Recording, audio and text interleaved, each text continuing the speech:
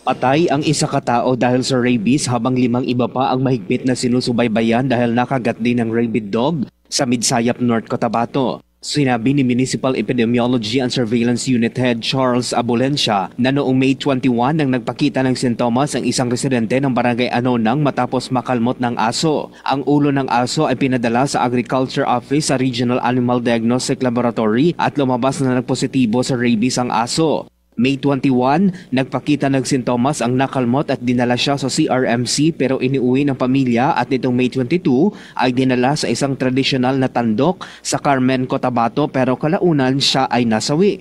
Dahil dyan, patuloy ang ginagawang contact tracing ng Midsayap Agriculture Office sa mga nakasalamuhan ng biktima.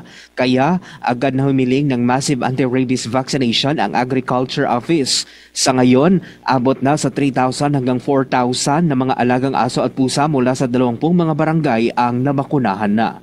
Based sa contact tracing ho natin sa Municipal Agriculture Office, may mga hearsay na kasi nung as early as February na may mga asong ulul. Unfortunately, nung hinanap po natin yung nakakagat, hindi na ho na natin matrace.